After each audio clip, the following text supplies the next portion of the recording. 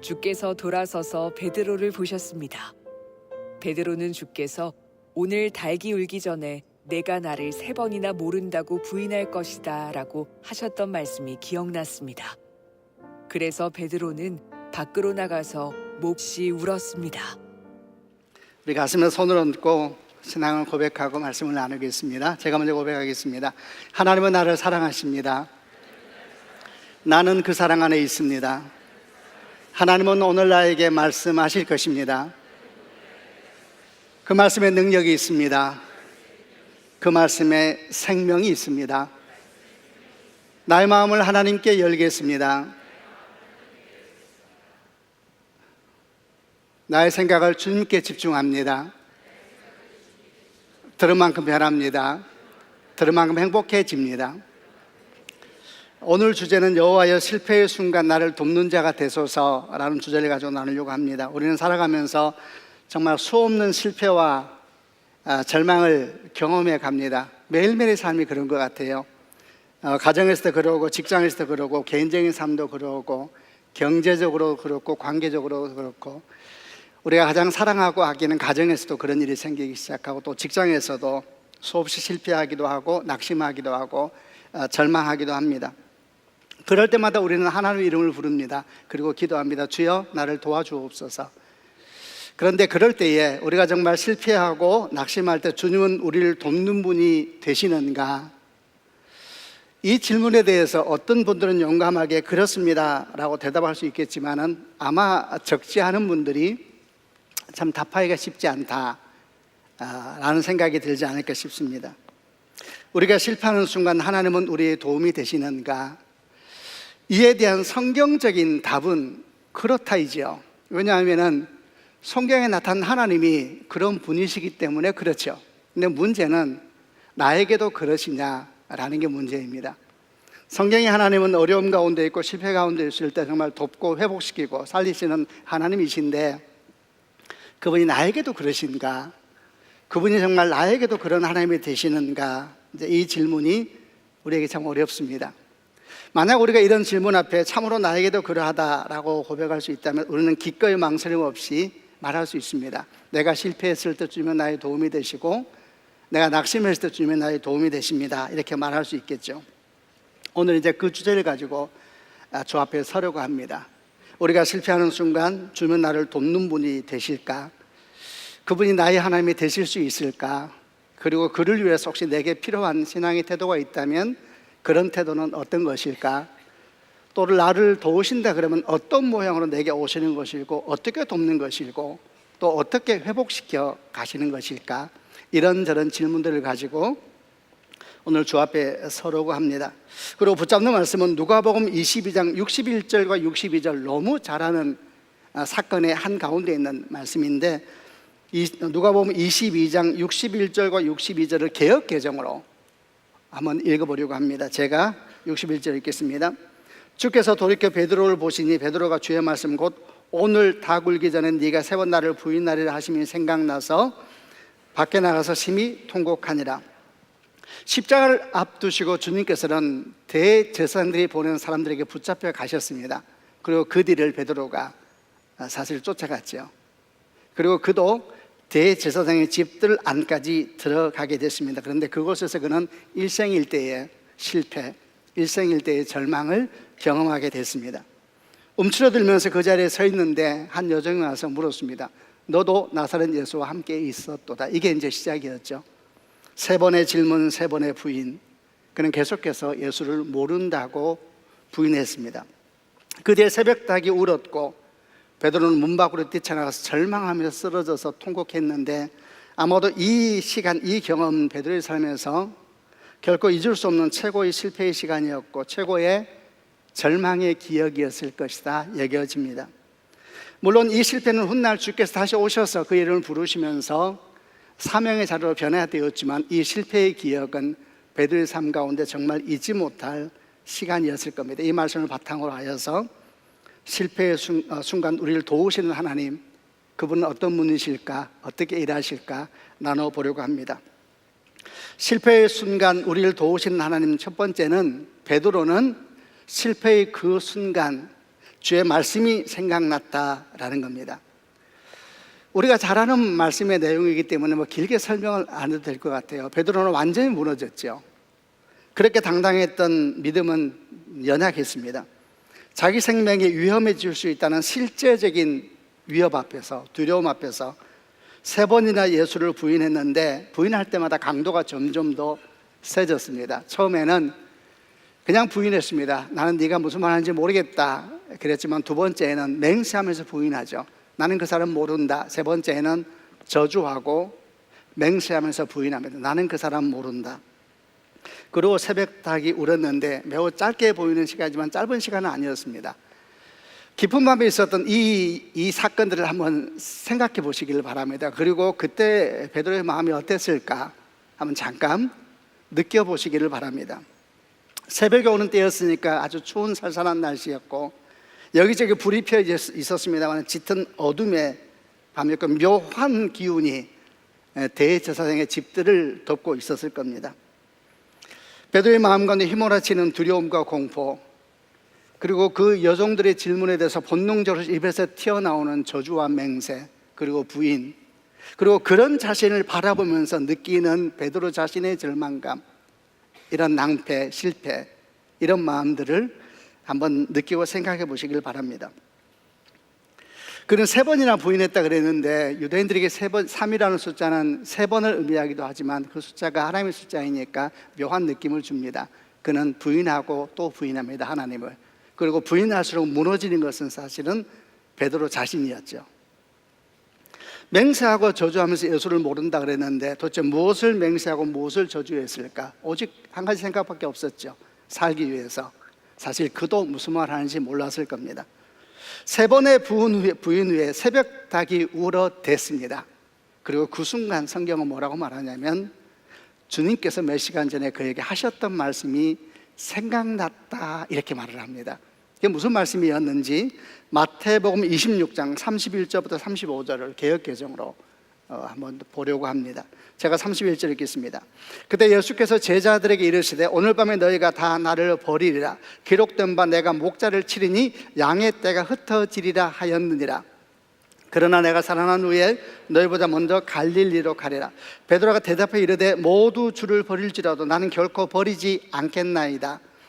예수께서 이르시되, 내가 진실로 네게 이르노니 오늘 밤 닭 울기 전에 네가 3번 나를 부인하리라. 계속 읽습니다. 베드로가 이르되, 내가 주와 함께 죽을지언정 주를 부인하지 않겠나이다 하고 모든 제자도 그와 같이 말하니라.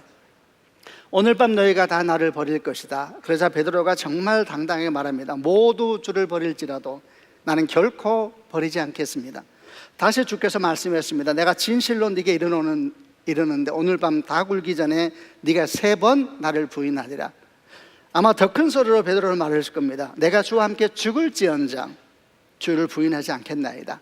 사실 이런 베드로의 마음은 진심이었습니다. 그는 자신이 있었습니다. 결코 배반하지 않을 자신이 있었죠. 그러나 삶이 한계까지 밀려가기 시작했을 때 의지는 아무 소용없었습니다. 믿음도 아무 능력 없었습니다. 다 무너지고 말았습니다. 그는 완전히 실패했습니다. 그런데 바로 그 순간 그에게 몇 시간 전에 말씀이 떠올랐다는 것이 중요합니다. 이게 참으로 중요합니다. 주님의 말씀이 떠올랐을 때에, 이 모든 말씀이 떠올랐을 때 그 말씀은 베드로에게 무엇을 깨닫게 했을까? 그것은 베드로의 연약함과 베드로의 실패를 주님께서 이미 알고 계셨다는 말씀이었겠죠. 그렇다면 이 사실이 베드로를 더 절망시켰을까? 아니면 다시 살아날 수 있는 힘이 되었을까? 둘 다입니다. 실패의 순간 떠오르는 주님 모습, 실패의 순간 떠오르는 주님 말씀은 베드로를 더 낙심하게 만들었겠죠. 더 부끄럽고 수치스럽고 울고 절망하게 만들었겠죠. 동시에 그 말씀은 사실 베드로를 절망 가운데서 끄집어 올리는 능력이 되기도 했었습니다. 주님이 자신이 얼마나 연약한지를 이미 알고 계셨다면 그 주님께서 베드로의 실패로 말미암아 베드로를 버리지 않을 것은 분명했기 때문입니다. 실패의 순간 정말 비극은 뭐냐면 아무것도 떠오르지 않는 것이죠. 인생의 한계까지 이르렀을 때 아무것도 떠오르지 않을 때 무엇이 우리를 덮겠습니까? 어둠이 덮겠죠. 절망이 덮겠죠. 그리고 죽음이 그의 인생을 덮으려고 할 겁니다. 실패의 순간, 절망의 순간 아무것도 떠오르지 않을 때 우리는 우울해지고 도대체 삶의 의미를 잃어버리게 될 것이고, 아무것도 기억나지 않을 때 왜 도대체 살아야 되겠습니까? 정말 비극은 실패의 순간 아무것도 떠오르지 않는 것입니다. 그러나 그 실패하고 낙심한 순간 주님이 기억나고 주의 말씀이 기억나기 시작하면 그 말씀이 그를 끌어가기 시작합니다. 우리는 여기서 정말 배워야 할 겁니다. 하나님은 우리가 실패할 때 도우시는 분이신데, 첫 번째 어떻게 도우시는가? 주의 말씀을 기억나게 하심으로 우리를 도우시는 분이십니다. 그리고 그 말씀을 기억나게 하심으로 주께서 결코 우리를 버리지 않으신다는 것을 깨닫게 하시고 믿게 하심으로 돕는 것입니다. 우리에게 말씀이 기억나게 하심으로, 그분이 기억나게 하심으로 우리를 돕는 하나님의 은혜, 그게 여러분 하나님께서 실패 가운데 있을 때 우리를 돕는 은혜의 모습입니다. 그런데 문제는 이런 도우심은 주님과 함께 겨뤄온, 주님과 함께 걸어온, 주님과의 경험이 있는 사람들에게만, 그들만이 만날 수 있는 도우심이라는 것이 문제입니다. 이게 무슨 뜻이겠습니까? 만약 베드로가 이 사건 이전에 주님과의 어떤 아름다운 신앙의 추억도 없었다면, 그의 삶 가운데 기억되는 주의 말씀이 하나도 없었다면, 그가 주와 함께 걸었던 헌신의 아름다운 기억이 하나도 없었다면, 여러분 그랬다면 그 실패의 순간, 절망의 순간 그는 하나님의 도우심을 느낄 수 있었을까요? 아마 없었을 겁니다. 이 말은 하나님이 돕지 않으셔서 없는 것이 아니고, 하나님이 도우셔도 그는 그것을 느낄 수 있는 감각이 없기 때문에, 하나님께 자기를 돕고 계신다는 것에 대해서 느낄 수 있는 영적인 감각이 없기 때문에 그는 스스로 낙심하게 되고, 그리고 스스로 무너져 내릴 수밖에 없다는 겁니다. 저는 두 사람을 생각했습니다. 아주 유명한 사람들입니다. 한 사람은 사울 왕입니다. 사무엘상 15장을 보게 되면 사울 왕이 처음으로 사무엘을 통해서 하나님이 당신을 왕 삼은 것을 후회한다라는 소식을 전해든 이야기가 사무엘상 15장에 처음 나옵니다. 배경은 아말렉과의 전쟁 때문이었습니다. 하나님께서 사울 왕에게 말씀하시기를, 아말렉과의 전쟁에서 아말렉에 속한 것은 짐승 한 마리도 살려두지 마라 그랬는데, 사울 왕의 생각은 달랐죠. 그래서 아말렉과 아각을 살려주었고, 짐승 중에서도 가치 없고 하찮은 것은 다 죽였지만은 좋은 양과 살찐 소는 살려주었습니다. 하나님은 사무엘 선지를 통해서 이에 대해서 말씀을 하십니다. 그의 불순종과 죄에 대해서 말씀하시면서 내가 사울을 왕 삼은 걸 후회한다는 말을 처음 하세요. 사무엘은 이 말씀을 그대로 사울 왕에게 전합니다. 그런 말했습니다. 당신이 하나님의 말씀을 버렸으므로 하나님도 당신을 버려서 왕이 되지 못하게 하실 것입니다. 이미 왕입니다. 그런데 그의 근본이 무너지는 이런 청천벽력 같은 소식을 그가 전해드린 겁니다. 사울의 인생에 큰 절망과 말하자면 실패가 온 겁니다. 그는 믿음에 실패했고 왕으로서도 실패했습니다. 하나님께서 그를 왕 삼은 걸 후회한다 말씀하셨으니까, 그리고 그를 버려서 왕이 되지 못하게 하실 것이다 하셨으니까, 그야말로 이보다 큰 실패는 없는 거잖아요. 그러면 이제 끝입니까? 다 끝난 겁니까? 사울왕은 아무런 소망이 없는 것입니까? 그렇지 않지요. 저는 이 사건을 볼 때마다 참 묘한 생각을 많이 합니다. 주님께서 사무엘 선지자를 통해서 이 말씀을 사울왕에게 전했는데, 그러면서 그를 왕 삼음을 후회한다고 말씀하셨는데, 실제로 사울이 왕에서 내려온 시간은 그로부터 최소한 15년 이상이 지난 뒤였습니다. 그것도 그냥 내려온 것이 아니라 왕의 자리에 전쟁하다 죽었습니다. 그게 사무엘상 31장에 나오는 길보아 전투거든요. 그때 그가 죽거든요. 하나님이 처음 그의 삶 가운데 그의 삶이 실패했다, 그리고 그의 삶이 얼마나 무너졌는가에 대해서, 그의 삶이 이제 소망이 없다라는 말씀을 하고 난 뒤에 15년 동안에는 그는 여전히 왕의 자리에 있었던 이야기입니다. 저는 이런 질문을 했었습니다. 왜 이렇게 오래 그 자리에 놔두셨을까?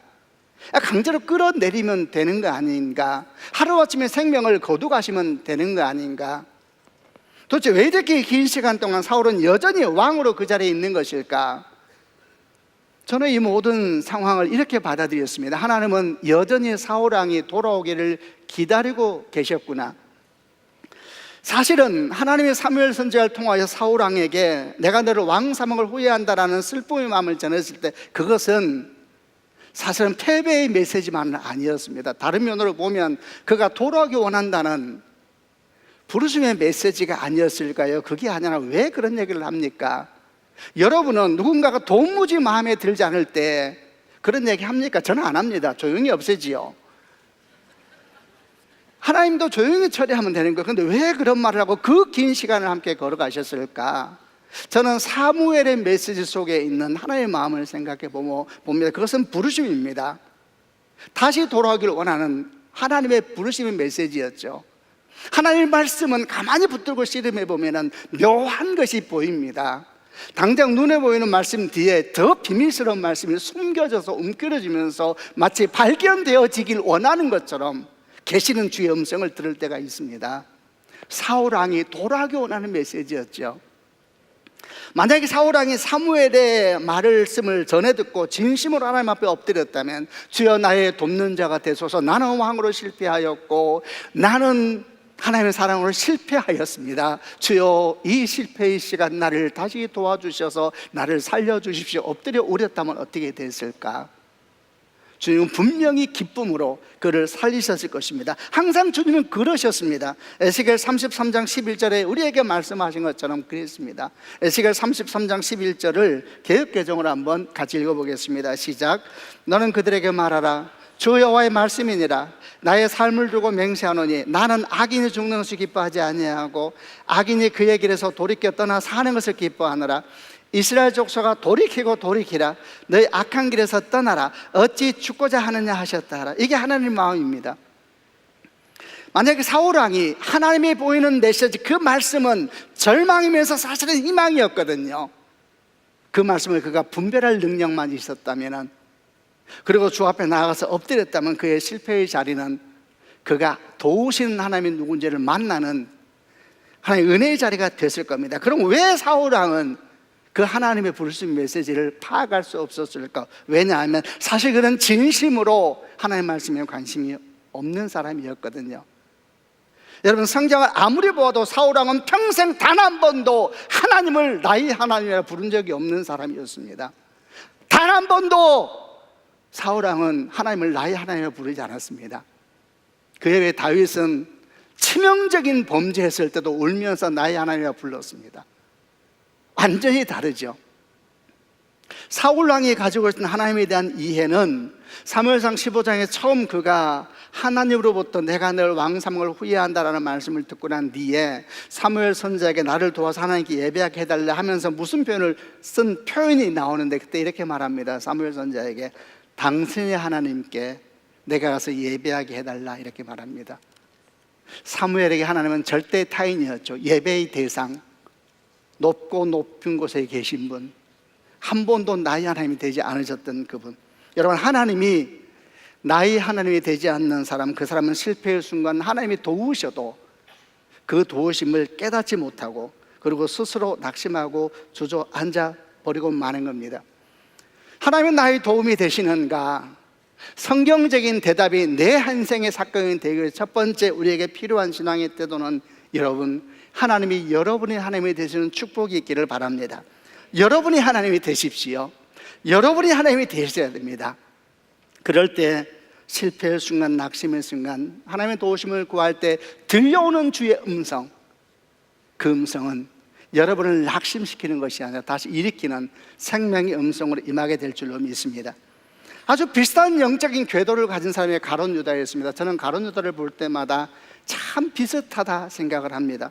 가룟 유다에게도 주님은 수없이 손길을 내밀으셨습니다. 그가 대제사장에 가서 은 30으로 예수를 넘기기로 결정하고 난 이후의 성경의 기록을 보게 되면 주님께서 계속해서 가룟 유다에게 말씀합니다. 마지막 만찬에서 이랬습니다. 주님 말씀하시기를 너희 중에 한 사람이 나를 팔리라. 또 이런 말씀하셨습니다. 나와 함께 먹는 자가 나를 팔 것이다. 주의 몸을 상징하는 떡과 피를 상징하는 잔을 나누면서 말씀하셨습니다. 보라, 나를 파는 자의 손이 나와 함께 상위에 있도다. 계속 이렇게 말씀하셨죠. 이거 누구에게 하신 말씀일까요? 사도들에게 하신 말씀일까요? 아닙니다. 그들은 뭔 말인지 하나도 몰랐습니다. 이 말씀을 이해하는 사람은 지구상에 한 명밖에 없었습니다. 가룟 유다만 알았습니다. 이게 무슨 말인지. 이거 가룟 유다를 향한 끝없는 주님의 말씀이었습니다. 가룟 유다를 향해서 주님 말씀하셨고 또 말씀하셨고 바라보고 또 바라보셨겠죠. 왜 계속해서 이런 말씀을 하셨을까? 돌이키기 원하셨기 때문이죠. 그것이죠. 마지막까지 주님은 가룟 유다가 돌이키기를 원하셨습니다. 또 상상해 봅니다. 가룟 유다 예수를 팔았습니다. 예수님은 십자가의 길로 가게 되어 있었죠. 근데 그 마지막 순간 가룟 유다가 주 앞에서 엎드리면서 울며 도우심을 구했다면 이 인생의 실패, 이 절망적인 실패에서 나를 구원해 주십시오. 나는 완전히 바닥이 났습니다. 그러면 주 앞에 엎드려 울었다면 여러분 어떤 일이 생겼을까요?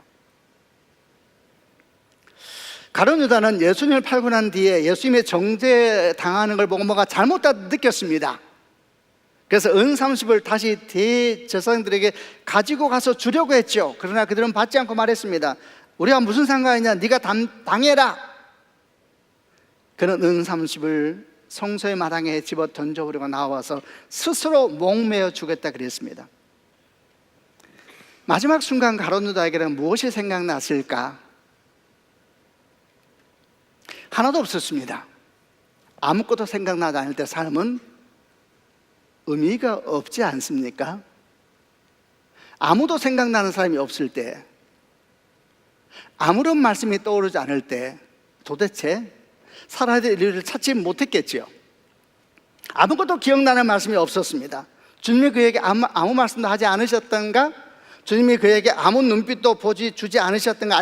아니죠. 수없이 말씀하시고 수없이 바라보셨죠. 근데 왜 절망적인 순간 하나도 기억나지 않고 그 모든 말씀은 공중에 다 흩어지고 말았을까? 왜 베드로는 그 결정적인 순간 주의 말씀이 그에게서 떠올랐을까?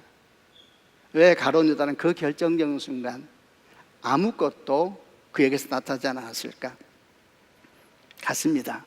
가룟 유다도 똑같았습니다. 한 번도 예수를 나의 주님이라 부른 적이 없었습니다. 어찌 그리 사울 왕과 영적 궤도가 그리도 같은지. 근데 베드로는 수없이 주님을 불렀습니다. 다윗처럼 실패했는데도 불렀습니다. 나의 주님. 울면서도 불렀습니다. 나의 주님. 주님은 실패의 순간 진정으로 여러분과 우리를 돕는 분이십니다. 문제는 우리이죠. 그 결정적인 순간 우리는 주의 음성을 들을 수 있을까요? 어떻게 하면 그 주님의 음성을 들을 수 있을까요? 사실 매우 단순합니다. 어떻게 하면 될까? 지금 그분의 말씀과 씨름하시면 됩니다. 지금 그분의 말씀 앞에 진지해지십시오. 그분의 말씀 때문에 고민해 보십시오. 지금 그분의 말씀을 바라보면서 이 말씀이 진정 진리입니까? 진지하게 물어보십시오. 그리고 그 말씀이 도무지 이해되지 않아서 힘든 밤을 좀 보내보십시오. 그런 시간들이 쌓여지면서 결정적인 순간 그 말씀이 내 안에서 일어나기 시작합니다. 이것은 진리입니다. 주의 말씀이 살아 움직이기 시작할 때, 그리고 그 결정적인 순간 그 말씀이 우리를 일으켜서 실패해서 다시 회복으로 나아가게 되는 위대한 문을 여는 말씀이 될 줄로 믿습니다. 우리는 교회를 다니면서 열심히 말씀을 가지고 씨름합니다. 지금도 우리는 말씀으로 씨름하고 있지요. 씨름하십시오. 말씀을 암송합니다. 암송하십시오. 말씀을 묵상하지 하십시오. 이해가 되지 않아서 이해가 되지 않으면 힘들어야죠. 아무런 관심 없이 하면 되겠습니까? 씨름하고 힘들어하고 말씀 암송하고 서로 묻고 질문하고 떠나지 말고 그런 시간들이 쌓여졌을 때에, 그리고 동시에 지금 우리가 계속 말하고 있는 것처럼 그 하나님이 나의 하나님이 되실 때에 결정적인 순간 당신이 그리도 씨름했던 그 말씀이 당신의 영혼 안에서 떠오르는 것을 경험하게 될 겁니다. 두 번째, 베드로에게서 배우는 실패의 순간 우리를 도우신 하나님 누구신가? 그 하나님은 결코 정죄의 눈으로 우리를 바라보시는 하나님이 아니라 말할 수 없는 긍휼과 사랑으로 우리를 바라보시는 눈빛의 하나님이시라는 겁니다. 베드로의 실패의 순간에 대한 기록 중에 가장 극적인 표현 하나를 찾으라면 저는 돌이켜라는 단어를 찾겠습니다. 주께서 돌이켜 베드로를 보시니 이랬습니다. 상황을 설명해 보면은 베드로가 3번 주 예수를 부인했습니다. 그때 새벽 닭 울음소리가 들리자 주님도 듣고 베드로도 들었지요. 새벽닭 울음소리가 들리자 주께서 돌이키다는 얘기는 고기 돌다는 것이 아니라 몸과 시선을 실패한 제자를 향하여 틀었다는 이야기입니다. 완전히 다르죠. 이게 아니고 완전히 다르죠. 돌이켜 주를 보셨습니다. 그리고 이 말씀 뒤에 성경은 뭐라고 기록하냐면 베드로가 주님 말씀이 생각났다 이렇게 말씀했습니다. 그래서 보통 학자들은 어떻게 해석을 하냐 하면은 새벽 닭 울음소리가 들렸을 때 주님께서 가장 먼저 돌이켜 베드로를 보았을 것이다. 그리고 동시에 그 순간 베드로는 주의 말씀이 생각나면서 자기도 모르게 고개를 돌려서 주를 보았으리라. 그리고 두 눈빛이 마주치는 것이죠. 그리고 베드로는 뛰쳐 일어나 나가서 엎드려서 울었습니다. 왜 울었을까요? 자기 자신이 한심해서 울었을까요? 실패가 억울해서 울었을까요? 그럴 수 있겠죠. 정말 자신이 있었거든요. 자기 정도의 믿음이라면 그 정도 시간 되시다 정말 자신이 있었거든요. 그래서 울었을 수 있죠. 그러나 저에게 더 다가왔던 묵상은 그보다 더 분명한 울음은 그것 때문은 아니었던 것 같아요. 그 울음은 예수님의 눈빛 때문이었을 겁니다. 그 눈빛은 결코 정죄하는 눈빛이 아니었고 한심스럽다 해서 바라보는 그런 눈빛도 아니었고 저 높은 데서 실패한 제자를 바라보면서 멍히 보는 그런 눈빛도 아니었죠.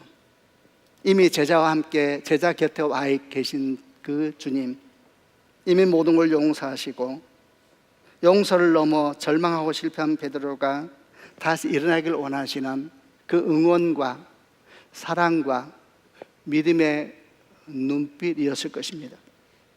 그 눈빛이 베드로를 땅에 떨어져 통곡하게 만들었죠. 사람이 눈물을 터지는 것은 몇 가지 이유가 있잖아요. 실패해서 울기도 하지만 사실 그 눈물보다 더 깊고 아픈 눈물은 사랑 때문에 흘리는 눈물이잖아요. 용서받은 자의 눈물. 아마도 베드로의 통곡은 그 주님의 눈빛을 보자 쓰러져서 우는 그의 통곡은 그 눈빛 때문에 흘렀던 터져버린 눈물이었을 겁니다.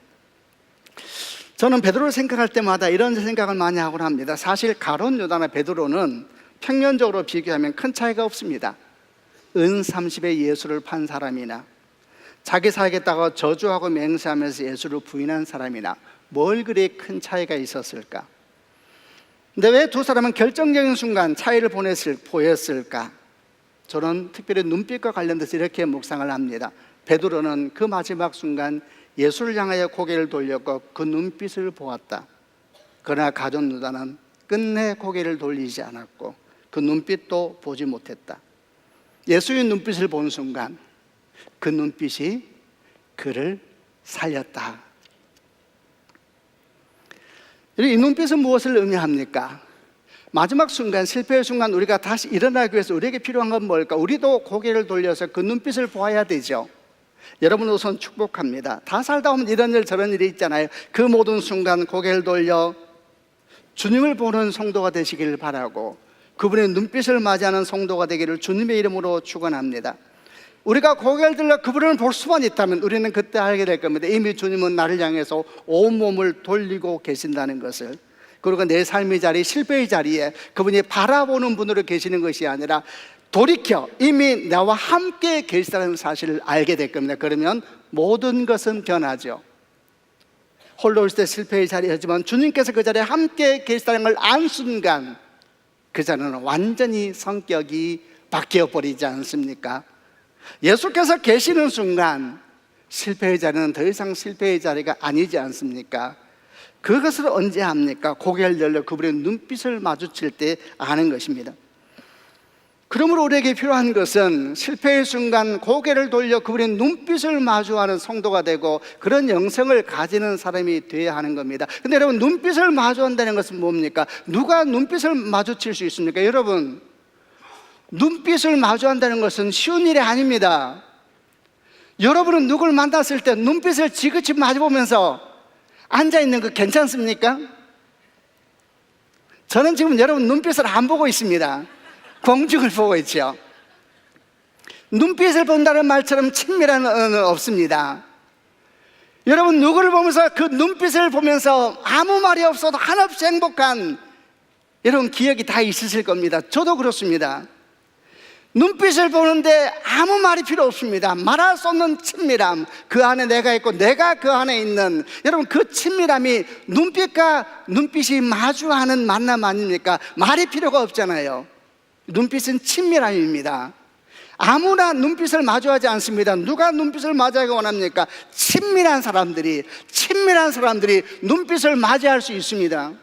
예수를 믿는다 해서 다 그 눈빛을 맞이할 수 있습니까? 마주할 수 있습니까? 저는 그렇게 생각하지 않습니다. 얼마나 많은 그리스도인들이 주님의 눈빛을 마주치지 않는지 모릅니다.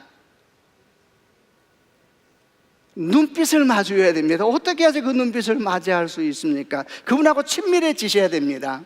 그게 여러분 기도가 아니고 뭡니까? 저는 기도야말로 그분의 눈빛을 맞이하는 시간 중에 하나다라는 생각을 하곤 합니다. 그래서 기도는 그분의 눈빛을 마주하는 시간입니다.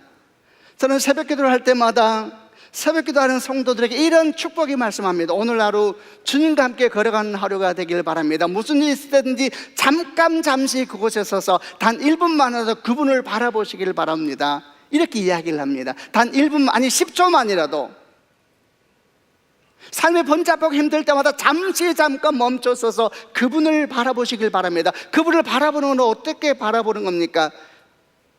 사실 눈을 감아야죠. 눈을 감아야 그분의 눈빛을 보죠. 눈을 감고 그분을 지그치 바라볼 때에 이게 1분 1초 이런 것이 쌓여지는 이 시간을 통하여 친밀함을 만들어지는 것이죠. 눈빛을 마주하는 얘기는 기도입니다. 기도. 그분 앞에 매일매일 머무는 짧은 시간들이 모여졌을 때에 결정적인 때에 여러분은 거침없이 그분을 향하여 고개를 돌리고 아무 말이 필요 없는 그분의 그 깊은 사랑의 눈빛을 마주하게 될 것이고, 그 눈빛이 여러분을 실패의 자리에서 회복의 자리로 바꾸는 능력이 될 것입니다. 여러분 그분의 눈빛을 마주하십시오. 눈을 감고 그분을 많이 생각하십시오. 긴 시간을 안 해도 됩니다. 매일매일 순간, 매일매일 여러분 살아가는 삶의 자리에서, 가정에서 그래하고 직장에서 그래하고 돈의 문제에서 관계의 문제, 모든 시간 가운데 위기가 오고 어려움이 오고 또 반대로 기쁨이 오고 감사가 올 때도 잠깐 멈춰서서 눈을 감고 그분 눈을 마주쳐 보십시오.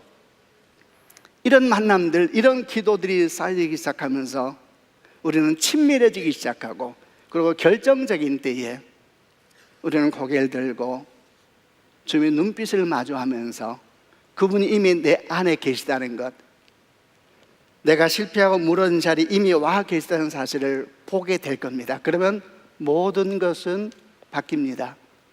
주님이 오시는 순간 그 자리는 완전히 바뀝니다. 마지막으로 세 번째, 베드로의 실패에서 배우는, 실패의 순간 나를 도우신 하나님이 가르쳐 주는 것은, 실패는 주 예수 안에서 끝이 아니라 새로운 출발점이 된다라는 사실이죠. 이 베드로의 이야기의 끝은 언제인가? 예, 끝은 요한복음 21장 갈릴리 바닷가의 새벽으로 달려갑니다. 그날 그 아침에 엎드려 통곡하던 베드로의 눈물은 요한복음 21장을 가게 되면 이른 새벽 갈릴리 바닷가에서 다시 또 흘리는 눈물로 연결되기 시작하죠. 주님은 베드로에게 나타나셔서 물으셨죠. 요한 아들 시몬아, 네가 나를 사랑하냐? 3번 물으셨습니다. 그리고 베드로는 3번 대답했죠. 그리고 마지막에는 그는 또 울고 말았습니다. 이 눈물이 어찌 그날 새벽에 그 통곡과 다르겠습니까? 그날도 울었고 이날도 울었습니다. 그는 울었습니다. 그때 주께서 말씀하시죠. 내 양을 치라, 내 양을 먹이라. 위대한 장면이죠. 실패는 주 예수 안에서 새로운 사명의 시작이다. 실패의 순간 우리가 주를 볼 수만 있다면 그분의 말씀을 기억하고 그분의 눈빛을 마주 볼 수만 있다면 우리는 그 실패의 자리가 위대한 하나님의 시작이 된다는 것을 느끼게 될 것입니다. 하나님은 실패한 자를 버리지 않으십니다. 오히려 성경을 아무리 살펴보아도 주님은 실패한 자를 부르십니다. 그리고 그에게 기름을 부으시면서 다시 보내시죠. 성경 어디를 보아도 실패하지 않은 자가 있습니까? 다 실패했습니다. 그러나 그들은 주 앞에 엎드렸고 같이 울었었고 그런 눈물이 만나져서 마침내 그들은 복음을 짊어지고 열방 가운데 나아가는 하나님의 사람들이 되었고 그들이 가는 곳마다 생명이 꽃피어 났습니다. 말씀을 마무리하겠습니다. 여러분, 우리는 모두 실패합니다. 그러나 기뻐하십시오. 주 안에 있을 때 여러분의 실패는 새로운 하나님의 사건의 시작이 될 겁니다. 말씀을 가지고 많이 씨름하십시오. 씨름해야 됩니다. 언젠가 그 말씀이 여러분도 모르는 사이 여러분 안에서 올라오는 경험을 반드시 하게 될 겁니다. 두 번째, 그분과 자주 눈 마주치십시오. 결정적인 순간 당신은 고개를 돌려 이미 나를 보고 계신 주님의 눈빛을 보게 될 것이고 그리고 그때 당신은 알 겁니다. 주님은 나와 함께 계셨습니다. 그 눈물 기억하십시오. 실패는 주 안에서 사명의 시작입니다. 혹시 어떤 자리에 실패의 자리가 있다면 축복하기는 그 자리에서 하나님의 사명이 피어나고 약속이 피어나는 축복이 있기를 바랍니다. 어디에서 무너졌습니까? 그 자리에서 주의 백성으로 우뚝 서서 주의 뜻을 이루어드리는 생명의 사람, 축복의 사람이 되시기를 바랍니다. 아멘. 기도하십시다. 한번 가슴에 손을 얹으시길 바랍니다. 오늘 말씀 가운데서 여러분에게 주신 말씀은 무엇이었습니까? 어느 누구가 실패가 없는 사람이 있습니까? 그게 어떤 이유든 간에 신앙의 문제이든 가정의 문제이든 돈의 문제이든 자녀와의 관계의 문제이든 부부와의 관계의 문제이든 우리는 실패하고 무너집니다. 그런 마음 있는 분들마다 오늘 말씀을 붙잡고 여러분에게 주실 말씀을 지금 붙잡고 기도하시길 바랍니다. 아버지 하나님, 내게 주신 이 말씀을 가지고 실패의 자리에 서옵나니 이 말씀이 내게 능력이 되게 하여 주셔서 이 실패의 자리가 다시 주께서 일하시는 새로운 생명의 시작의 자리, 사망의 자리가 되게 하여 주옵소서. 우리가 실패의 경험에 매만 낙심한 기억들이 짙게 우리 10년 가운데 남아있다면 이 시간 저희를 치유하여 주시고 그 실패의 기억들이 오히려 사명의 기억으로 바뀌어지는 귀한 시간이 되게 하여 주옵소서. 주신 말씀이 능력입니다. 생명입니다. 이 말씀을 내게 그대로 이루어 주옵소서. 함께 통성으로 하나님께 기도하겠습니다. 살아계신 아버지 하나님, 우리는 실패합니다. 우리는 넘어집니다. 실패하지 않는 자가 어디 있습니까? 낙심하지 않는 자가 어디 있습니까? 우리는 신앙에서 넘어지고 가정에서 넘어지고 사랑하는 자의 관계 속에서 넘어지고 인생을 향한 놀라운 꿈 가운데서 다 넘어지고 깨어집니다. 아버지 하나님, 내가 실패해도 주는 나의 도움이 되시는가? 정말 그분이 나의 하나님이 되실 수 있을까? 정말 그분이 나의 하나님이 되실 수 있을까? 아버지 하나님, 주의 말씀 앞에 섰습니다. 우리에게 주신 말씀을 굳게 붙잡으니 이 말씀이 생명입니다. 이 말씀이 능력입니다. 이 말씀을 붙잡고 실험합니다. 아버지 하나님, 우리 10년 가운데 새겨진 말씀이 되게 하여 주시고 아버지 하나님, 결정적인 때에 어둡고 슬플 때에 이 말씀이 떠올라 나를 덮어주시고 오 아버지 하나님, 울고 슬프고 절망했던 자리가 다시 노래하고 꿈꾸고 걸어가는 사명의 자리가 되게 하여 주옵소서. 아버지 하나님, 우리에게 은혜를 베풀어 주옵소서. 아버지 역사하여 주옵소서. 우리 한 번 더 기도할 때는 자리에서 일어나서 기도하십시다. 다시 한번 기도할 때는 헌신하는 마음으로 주의 은혜를 구하는 마음으로 이렇게 기도하기를 원합니다. 특별히 여러분 가운데 기억나는 어떤 실패한 자리가 있고 그것 때문에 신앙적이든 관계적이든 마음이 상하고 두렵고 무너진 자리가 있다면 그 자리를 생각하며 가슴에 손을 얹기를 바랍니다. 그리고 주 앞에 기도하시길 바랍니다. 살아계신 아버지 하나님, 이 자리가 새로운 생명의 자리로 변화되게 하여 주옵소서. 이 자리가 다시 사명이 꼽히는 자리로 변화되게 하여 주옵소서.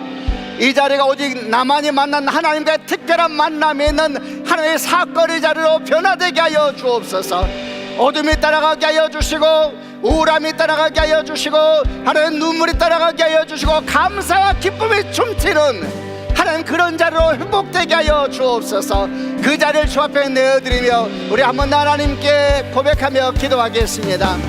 살아계신 아버지 하나님, 우리가 실패했던 자리들, 우리가 무너졌던 자리들, 우리 안에 깊이 감추인 자리들, 숨겨진 자리들, 신앙적으로 무너지고 우리 삶의 자리에 관계적으로 무너지고 자신감도 무너지고 하나님 아버지 꿈도 무너져버리고 상처와 아픈 기억으로 남아있는 기억들이 있다면 이 시간 저희가 주 앞에 내어드립니다. 사랑하는 주여, 우리의 상처받은 자리를 주께 내어드리오니 오 주여, 이곳 가운데 오시옵소서.